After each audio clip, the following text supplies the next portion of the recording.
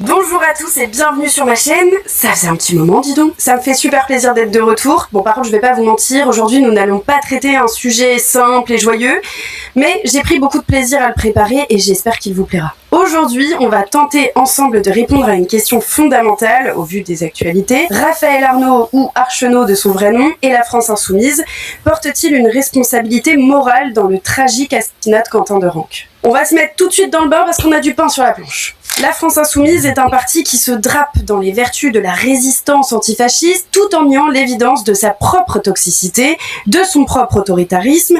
C'est un parti plein de contradictions à peine voilées et il n'y a pas de jeu de mots. Par exemple, ils disent qu'ils dénoncent toute forme de racisme. Toutes, oui, sauf le racisme anti-blanc qui n'existe pas bien évidemment. Ils disent aussi être honnêtes, mais c'est un groupe dont les membres pratiquent l'inversion accusatoire avec une aisance quasi-léniniste, digne en tout cas des propagandes les plus efficaces. Oui, la France Insoumise, c'est clairement crier au fascisme chez les autres, mais cultiver en parallèle un climat de tension où tout opposant politique, toute personne qui les contredit, devient un nazi, un facho à combattre. Pour moi, ça démontre une pensée totalitaire. Une pensée totalitaire, oui, mais pas que. Ça démontre aussi une hypocrisie crasse et un manque d'honnêteté. La France Insoumise essaie sans cesse de faire croire aux Français qu'ils réclament l'apaisement, mais on ne peut pas appeler à l'apaisement quand on crée un climat de tension en ciblant et en désignant comme nazi et fasciste un jeune, en l'occurrence Quentin, lynché à mort pour ses idées par un groupuscule que nous défendons, de qui nous nous revendiquons. Et oui, leurs camarades.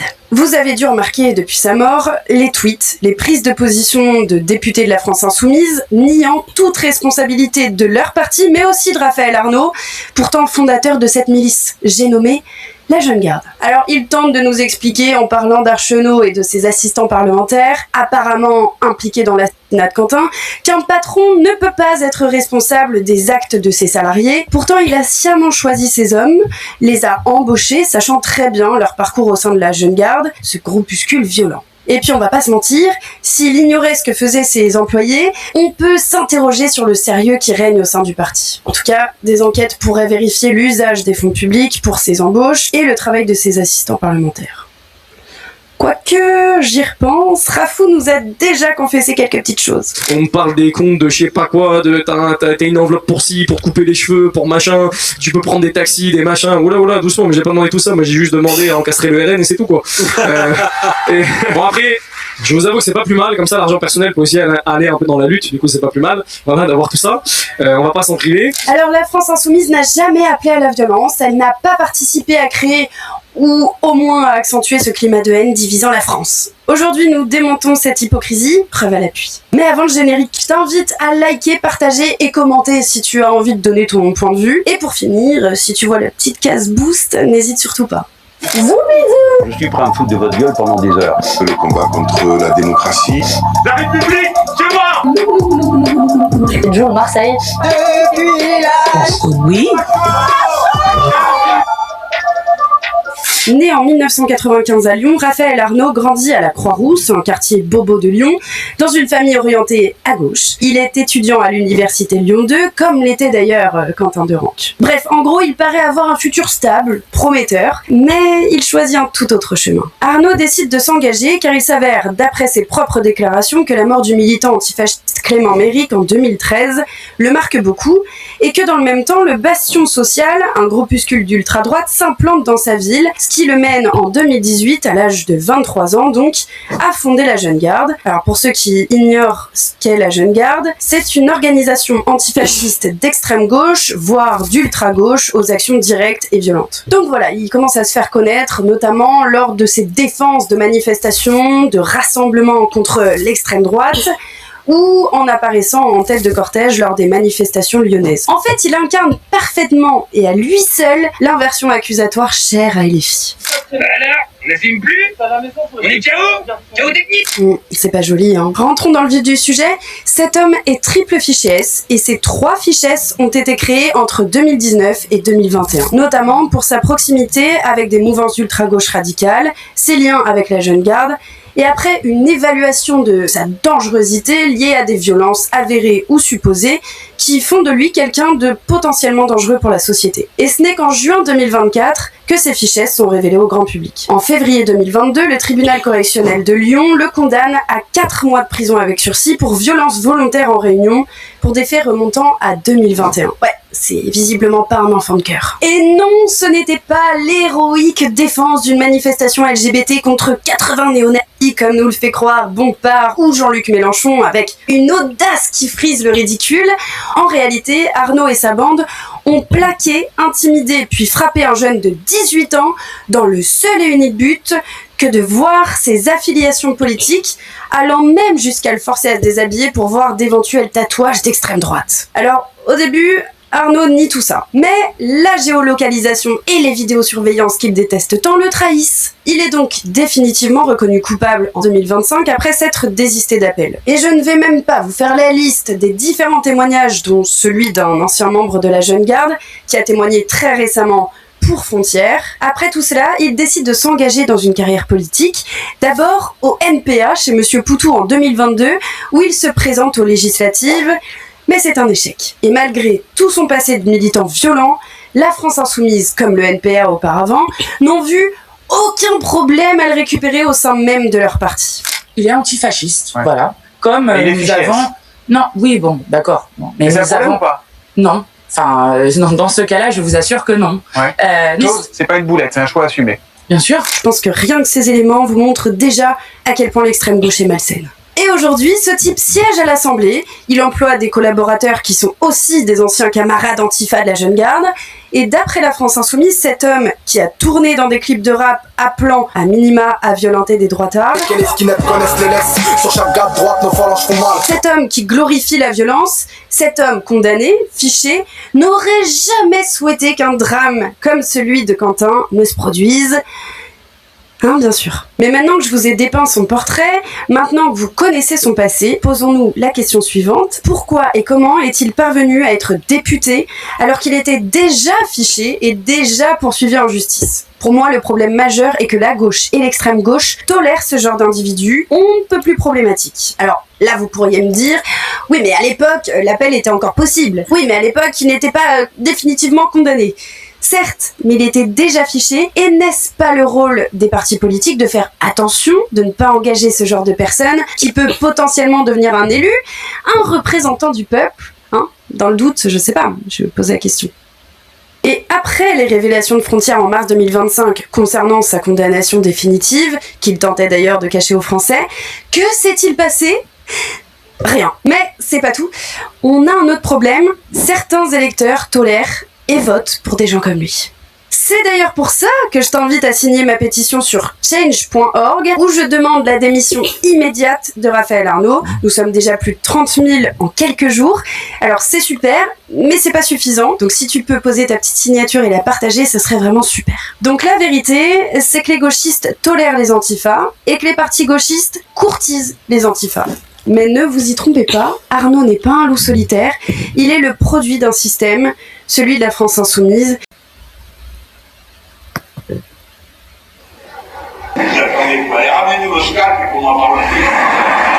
Alors dans cet extrait, dites-vous qu'il parlait d'une action des Némésis qui faisait une action pacifique comme toujours, c'est normal apparemment. Mais qui a déjà entendu cette violence dans la bouche de Marine Le Pen, Jordan Bardella ? Personne. Et qui peut m'affirmer que l'ERN, par exemple, a déjà soutenu des groupuscules violents d'ultra-droite ? Écoutons encore Jean-Luc Mélenchon. La Jeune Garde, qui est une organisation liée au mouvement insoumis. J'appelle tous mes camarades des Insoumis à aller se grouper derrière la bannière de la Jeune Garde. Ah, j'en parle avec passion, parce que ce sont mes jeunes camarades. Voilà, je crois que la messe est dite. Ils sont liés et ils sont félicités. Mais une récente prise de parole de Mélenchon nous éclaire davantage sur le pourquoi ils ont tant besoin des antifascistes. Et bien pour leur sécurité, contrairement à ce que disait Madame Hassan. Écoutez. Mais la Jeune Garde, nous sommes très fiers d'avoir compté la Jeune Garde comme allié. Tellement fiers qu'on a proposé à celui qui l'avait fondée de devenir député sous notre étiquette. Dans ceux qui organisent la sécurité dans ce pays, non, j'ai aucune confiance. Voilà pourquoi on cherche des alliés. On cherche ceux qui savent le mieux le faire. qui semblent être les mieux préparés. Qui au voit? La jeune garde. Donc, toute cette litanie de soutien n'est pas anodine. Elle s'accompagne d'appels à la violence à peine cachés. D'ailleurs, dans le livre La Meute, des propos qu'aurait tenus Mélenchon sont rapportés et on apprend qu'il aurait carrément conseillé à des jeunes insoumis de cogner des fachos. Non, je te promets. Et j'ai aussi en stock cette vidéo glaçante où on l'entend dire à un collaborateur visant un passant « Je ne le connais pas, pète-lui la gueule ». Mais vous dites qu'on a le droit de filmer. des extraits, j'ai envie d'enlever. Me pétez la gueule. Me pétez la gueule. Encore une fois, apparemment, c'est normal. Alors, il existe en vérité bien des manières, beaucoup de vidéos prouvant la violence affichée et assumée de Jean-Luc Mélenchon, mais ce n'est pas le seul, loin de là, ses lieutenants le suivent au pas. Même après l'assassinat de Quentin, des insoumis postaient des vidéos comme celle-ci.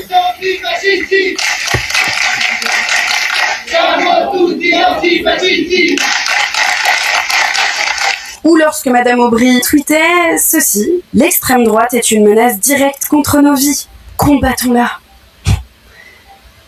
Quel culot. Non, vous trouvez pas? Je peux aussi prendre l'exemple d'Alma Dufour, qui, après les émeutes pour Naël, disait « La fin justifie les moyens ». Ne serait-ce pas un appel à la violence en bonne et due forme? Je vais m'arrêter là, même si je pourrais continuer bien longtemps encore. J'ai dit on s'arrête, stop. Alors, Madame Aubry, qu'en pensez-vous? Pensez-vous que j'ai tout inventé? Ou allez-vous encore nous dire que c'est un complot, hein? Voilà, je crois pas qu'ils vont assumer, mais bon, je l'attente. En même temps, quand votre chef appelle lui-même à la violence, évidemment, vous la tolérez. Bon, et je vais vous épargner la vidéo abjecte de Madame Dufour qui nous révèle son complotisme délirant. Elle nous dit en gros que l'affaire Quentin permet de ne plus parler de l'affaire Epstein. Ah mon Dieu. Parlons aussi de Mathilde Panot, qui dans un tweet nous affirme « Antifascistes nous sommes, antifascistes nous resterons, et nous sommes fiers de l'être, personne ne nous fera baisser les yeux ». C'était le 20 février. Une énième preuve qu'il tolère la haine au nom de la vertu, même quand les leurs, un des nôtres. Et puis j'entends souvent la gauche et l'extrême gauche nous dire que l'extrême droite est totalitaire, qu'elle est anti-républicaine. Alors écoutez bien cet extrait qui va pouvoir répondre à beaucoup de nos questions. Moi je dis merci aux antifascistes car les antifascistes, et nous en sommes. Nous, la France insoumise, nous sommes antifascistes. L'antifascisme, c'est d'abord la résistance au fascisme. Et de dire que nous n'accepterons jamais dans notre pays que le fascisme prenne le pouvoir légalement par les urnes, ce que veut faire Marine Le Pen, entourée de tous ces groupuscules d'extrême droite qui pullulent autour d'elle. Voilà, alors le passage que je viens de vous montrer, sachez que CNews l'a passé et que Madame Panot nie avoir dit ce qu'on la voit dire en vidéo. Pourquoi pas, hein, c'est un concept. Enfin, plus sérieusement, voilà la preuve, s'il en fallait une, que ces élus ne sont pas pour la démocratie, qu'ils ne respectent évidemment pas le peuple français, pourtant censé être seul souverain. En même temps, j'ai envie de vous dire, on avait quelques petits indices, hein, étant donné qu'ils veulent nous remplacer, bien sûr. Quand vous intégrez, quand vous protégez, quand vous financez et rendez possible l'élection de fichiers S de délinquants de profils violents, il serait préférable, à mon avis, de ne pas faire comme si vous étiez étonnés lorsque la violence éclate, en fait. Cette alliance toxique entre les groupuscules antifascistes et un parti politique n'est pas anodine, et encore moins innocente. Elle nourrit une pensée totalitaire où quiconque les contredit est fasciste, niant l'évidence malgré les preuves accablantes. Alors, revenons à notre question. Pourquoi un parti comme la France Insoumise aurait-elle besoin des antifascistes? Eh bien, laissons leur chef nous répondre. Dans la haine des musulmans, il y a le mot haine d'eux, et pour ma part, je hais les nazis. Et je n'ai pas l'intention de changer d'avis. Je pense que la plupart d'entre nous... Ils vous traitent de nazis précisément pour pouvoir vous tuer. Il ne s'agit pas d'être honnête, il s'agit pour eux de gagner par les urnes ou autrement, et pour le autrement, ils ont besoin des militants antifascistes. Et au-delà de ça, ils savent bien que la jeunesse connaît un regain antifasciste avec la montée de la droite, la preuve avec nos pauvres universités de Sciences Po, qui dans toute la France deviennent de véritables repères d'antifa. Mais, comme nous demande très souvent Jordan Florentin, c'est quoi un facho? Bah, je vais vous répondre. Je vais vous répondre. Je vais arrêter la vanne ici, je suis pas très forte à ça, mais j'espère que t'avais la ref. On ne va pas se faire la définition historique, mais en gros, aujourd'hui, ce qu'on entend par fascisme, c'est un régime non démocratique, donc qui n'autorise ni la liberté d'expression politique, ni le vote du peuple. Et un fasciste, c'est quelqu'un qui interdit aux autres de penser différemment de lui et de dire des choses opposées à ce que lui pense. Tadam! Je viens de te décrire le fonctionnement de la France insoumise. Alors pour la faire courte, la France insoumise impose ses idées en empêchant les autres de donner leur avis politique. Donc ça n'a clairement aucun sens de combattre une chose que l'on fait nous-mêmes. C'est quand même très hypocrite, mais bon. Et la France insoumise passe son temps à dire que l'extrême droite... Mais en France, c'est plutôt les islamistes, je crois, ces dernières années en tout cas, et je ne pense pas qu'on puisse les rattacher à l'extrême droite. Enfin, pour la France insoumise, tout ce qui est violent est d'extrême droite, faut pas chercher à comprendre, voilà. Et là, dans le cas présent, c'est des extrêmes gauchistes qui ont tué Quentin, mais ils accusent encore l'extrême droite. On est responsable d'avoir tué l'un des nôtres, tout à fait. C'est exactement ce dont on parlait tout à l'heure, c'est de l'inversion accusatoire. Ajoutez à ça leur victimisation incessante, c'est nous qui sommes attaqués réunion après réunion. Et on a la potion magique de la France insoumise. Un 2 poids 2 mesures perpétuel, une inversion des valeurs typiques d'une pensée communiste ou bolchevique. Appelle ça comme tu veux, mais c'est de cet acabit. En vérité, ils nous accusent d'être ce qu'ils sont, car ils savent pertinemment que le mot facho fait peur aux Français, alors ils continuent de nous diaboliser, de nous nazifier, dans le but de nous détruire pour mieux régner. Le fascisme, c'est devenu en quelque sorte une méthode. Et n'oublions pas que la nuance, la mesure a toujours été bannie de ce camp politique. Alors, pour la dernière partie de la vidéo avant la conclusion, on va s'interroger ensemble sur qui sont les antifascistes et représentent-ils une génération perdue pour la France. D'abord, les antifas sont majoritairement des hommes blancs, issus de classes moyennes ou privilégiés. Ils viennent souvent de milieux urbains, sont souvent diplômés ou en cours d'études supérieures, et ils sont surtout le produit d'un discours éléphiste et gauchiste, ne les oublions pas, qui effacent tous les repères identitaires. Des études montrent que la radicalisation peut venir justement d'une perte d'identité, et comme dirait François Bousquet dans son excellent livre « Le racisme anti-blanc, l'enquête interdite », ces petits blancs absorbent l'idée que l'identité, le peuple et la France n'existent pas, et pire que tout ça doit être remplacé. Quel est le résultat ? Eh bien, ils se retrouvent déracinés, ils deviennent parfois dangereux pour la société parce qu'ils se considèrent comme des espèces de révolutionnaires remplaçant patriotisme par antifascisme militant, allant jusqu'à intégrer la haine de ceux qui leur ressemblent et de même de les ou de se voir comme une menace sociétale, le responsable de tous les maux de France et du monde, et tout ça évidemment, c'est amplifié par la France insoumise. Et les antifas recrutent essentiellement parmi des jeunes blancs, de milieux non immigrés. D'ailleurs, des travaux plus récents sur la radicalisation de gauche confirment ce schéma.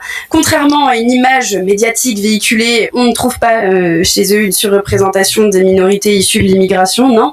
On trouve bel et bien une base composée de petits blancs ou de descendants de classes populaires françaises traditionnelles. Jean-Luc Mélenchon répète depuis des années que la France n'est pas une identité ethnique, linguistique ou religieuse, que le peuple français n'existe pas en tant que sujet historique stable, mais que ce peuple qui n'existe pas doit être remplacé par une nation métissée, créolisée, ouverte à tous. Bon. Je sais pas vous, mais moi je vois déjà une grosse incohérence. Donc voilà, ces jeunes se retrouvent privés de fierté nationale, de sentiment d'appartenance à un nous historique. Ils se tournent alors vers une identité de substitution, celle de résistants antifascistes. Et l'AFI leur dit ni plus ni moins que leur propre identité est honteuse, inexistante. Et c'est aussi comme ça qu'ils deviennent une menace réelle pour la cohésion sociale et nationale. Je ne peux pas survivre quand il n'y a que des blonds aux yeux bleus. C'est au-delà de mes forces. Ces discours, les médias de gauche et d'extrême gauche, les réseaux sociaux, les forums antifa habituent ces jeunes à une vision du monde binaire. En gros, c'est nous, on est les opprimés, eux, c'est les oppresseurs. Et dans leur monde, la violence devient légitime dès lors qu'elle est encadrée par le récit de l'autodéfense, de la bien-pensance, bref. Mais il n'y a pas que les antifas finalement, n'oublions pas qu'ils ne représentent qu'une infime partie des gauchistes radicaux, je m'explique. Les militants antifas sont ceux qui sont prêts à passer à l'action et avoir recours à la violence, oui, mais parmi les gauchistes radicaux, peu le font, en revanche, tous valident cette violence, que ce soit par honnêteté ou pour obtenir la validation sociale qu'ils obtiendront en l'assumant, parce que c'est comme ça que ça se passe dans leur univers. Et bien entendu, les médias, les idéologues, les humoristes de gauche n'y sont pas pour rien. Ces petits bobos consomment uniquement des vidéos de Blast, de Street Press, de Mediapart, ou quand ils sont devant la télé avec leur petite maman, ils regardent France Info, ou des séries ou des films woke à la con. Même leurs profs ou leurs parents écoutent Thomas Guénolé, lisent Libération et transmettent ensuite la bonne parole, comme si tout le monde pensait comme eux d'ailleurs, comme si c'était la norme. Et au bout du compte, leurs idées, déjà bien représentées par nos services publics et donc financées, subventionnées par tes impôts, eh bien s'étendent. L'écosystème de la gauche traditionnelle blanche, c'est pas trop mon truc, j'étais pas trop acculturée à ça, donc je suis arrivée ici à la fête de l'humain. Je me suis jamais sentie chez moi, alors que voilà, je suis militante de gauche, etc. Et en fait, aujourd'hui, en fait, un des problèmes de la fête de l'humain, c'est que ça a été longtemps, en fait, c'est toujours encore aujourd'hui, la fête de la gauche blanche, en fait. Il aurait pu y avoir Mathilde Panot pour faire deux, mais en vrai, et que des blancs, quoi. Et en fait, mais ça me fait honte, je parle de la fête de l'humain, mais j'aurais pu parler des amphis, de la France Insoumise, et où ça me fait honte, en fait. Ça me fait honte que, du coup, parce que ce qu'on renvoie de la gauche, c'est ça, et c'est ça que voient des millions de gens. C'est le moment joyeux des fachos heureux, des nazis gentils, travail, famille, patrie. Lève ta main pour Pétain. Pour excuser les fachos. Je suis pas raciste, en fait, je suis plus mixophobe. Non, Karen. Voix et de visage incarnés et non pas de porte-parole éloignés de ces réalités. Virez les fascistes des médias, parce qu'on n'en peut plus des laquais des fascistes sur les plateaux télé. Vous nous dégoûtez. Vous n'êtes pas journaliste. Vous n'avez rien de journaliste, rendez la carte. Vous êtes des petits agents.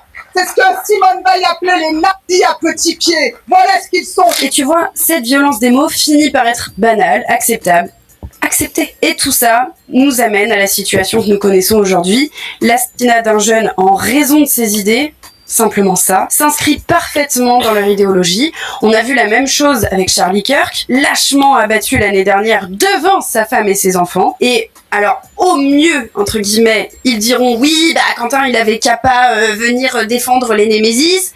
Oui, c'est la faute des Némésis. Et au pire, les plus radicaux ou ceux qui veulent paraître radicaux, pour être intégrés, respectés, bien vus de leurs camarades, se réjouiront de son sort et pourront d'ailleurs l'exprimer ou menacer d'autres personnes de droite de finir comme Quentin en toute impunité. Et pour répondre à ma question de cette partie, oui, selon moi, certains jeunes sont irrécupérables parce que, pour le dire vulgairement, ils sont matrixés, quasi lobotomisés. Et la vérité, c'est que ça touche quasiment tous les domaines de notre pays et que ça anéantit toutes nos valeurs, nos traditions, notre éducation, celle de nos enfants, le fait d'être fier d'être français, européen, même sans haïr les autres, hein, le fait de se marier, d'avoir des enfants, tout, littéralement tout. C'est une véritable bombe à retardement. Oui, l'idéologie gauchiste est le vrai cancer de notre pays, car elle est violente et cherche à tout déconstruire pour imposer son idéologie et ses dogmes. Alors, pour conclure cette vidéo assez longue, mes amis, Jean-Luc Mélenchon et Raphaël Arnaud n'ont pas de responsabilité judiciaire, voilà, jusqu'à preuve du contraire, mais évidemment, morale et politique, oui. Mais ce ne sont pas les seuls. Ceux qui ont fait barrage aux partis de droite en appelant à voter pour eux, ceux et celles qui cherchent la lumière et qui salissent la mémoire de Quentin, coucou Ségolène, ceux qui ont été élus avec leur soutien et celle de la jeune garde, coucou Hollande, en ont une aussi. Alors pour le moment, l'enquête est en cours et ce sera à elle de déterminer si Raphaël Arnaud était au courant de la présence de ses assistants parlementaires à Lyon ce jour-là, mais aussi des causes de leur passage à Lyon. Parce que pour moi, un patron doit savoir pourquoi il paye ses salariés et ce qu'ils font. Ça me semble assez logique. Et oui, l'argument du patron peut être aussi utilisé dans ce cas de figure, Madame Aubry. Mais après cette large enquête documentée et sourcée, pensez-vous que la France Insoumise a instauré un climat où la violence antifa est sacralisée contre les fascistes, fantasmée bien sûr? Pensez-vous que tous leurs discours où ils appellent à cogner, à ramener le scalp, ou le fait qu'ils aient intégré au sein de leur parti des condamnés, des fichiers S et tout ça, pour finalement nous dire qu'ils n'ont jamais appelé à la violence, n'est-ce pas une hypocrisie monstrueuse et éhontée? En tout cas, selon moi, tout pointe vers une culpabilité éthique indéniable. Je conclurai par vous dire que de ne pas oublier non plus que si une personne de droite avait fait tout ça, le système tout entier, tous les partis auraient condamné cet acte, sans exception. J'espère que ça vous a plu. N'hésitez pas à me dire ce que vous en avez pensé en commentaire